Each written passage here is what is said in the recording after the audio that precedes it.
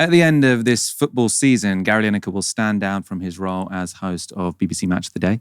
And in an interview with the BBC, he criticised their coverage of Israel. You could be partial. I know where I stand on this. I'm sorry. It's more important than what the BBC, what's going on there is, the mass murder of thousands of children is probably something that we should have a little opinion on. But the BBC as a whole needs to be impartial about it. Why? It needs to be factual.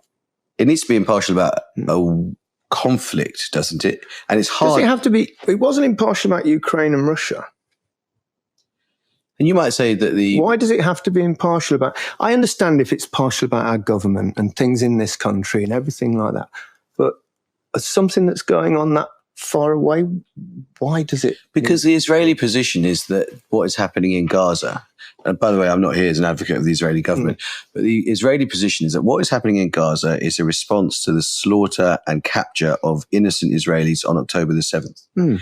And which was awful, which was truly awful. And that full context needs to be there when discussing what's going on. But that's not the full context, is it? Because the full context starts way before October the 7th.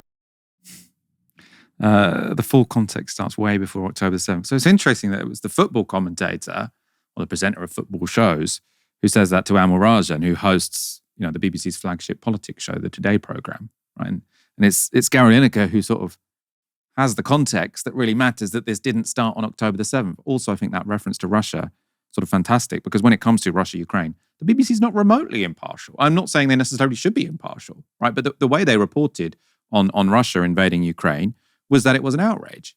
And they never take what Russia says seriously. And I think that's, in terms of sort of concerns about NATO expansion, etc., I think maybe we should listen to what Russia say because it's important to understand people's motivations, not necessarily to take them as a given. But when Russia says, it wasn't us that did the bombing, it was the Ukrainians, right?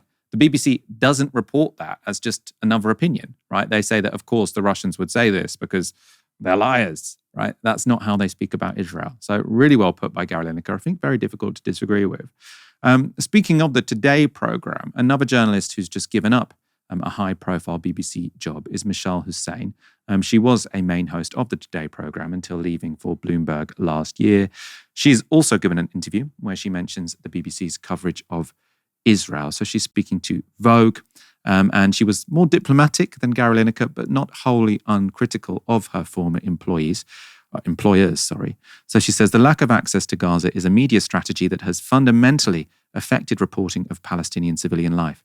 There is a humanitarian crisis that is ongoing, which covers thousands of children, women, and civilian men who have not only been killed, but maimed and bereaved in ways that you and I, anyone living a life in comfortable circumstances, can't even imagine. This is a media strategy that has meant that the life of the Palestinian civilian is in no way covered in the same way as an Israeli civilian, and both deserve to have their stories told.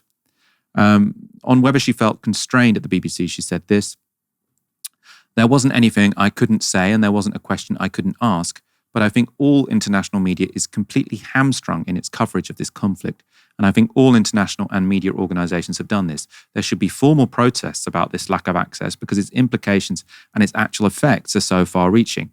It interferes and obstructs all the normal process of news gathering and reporting, even in a war zone. The fact that it's continued for so long is unprecedented." Kieran there, two very interesting sort of perspectives on the BBC from insiders.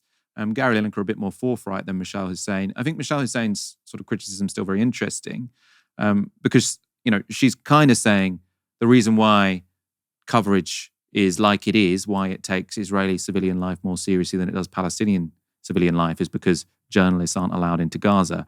But I definitely think there was sort of an implicit criticism that the BBC should be highlighting that much more, and it should be protesting about that much more, because I think what happens is the BBC uses their lack of access to Gaza as an excuse for not covering issues, but you don't actually hear them highlighting the fact that they can't go in there that often. No, you don't. And, my instinctive, I don't work for the BBC, but I've spent no time at the BBC, but my instinctive view is much more closely aligned with Gary Lineker's, or what I think he's suggesting or alluding to anyway. I think an obvious thing to point out, you can't be impartial unless you're being factual. I mean, it seems to me, unless I'm missing something, being factual is the key ingredient of impartiality. Because without it, you are by definition, if you're not being factual, you're by definition being partial. You're cherry picking facts, right? So that's the first thing. But look, the BBC has been gaslighting Palestinians for decades. Whether it's both siding ineffective Hamas rockets and the wholesale slaughter of Palestinians in Gaza and beyond, whether it's killing off Palestinians in the passive voice. So, 25 killed in airstrikes. It doesn't say that they're Israeli airstrikes. Whether it's failing to mention that a Palestinian won an Oscar in their Oscar nights coverage.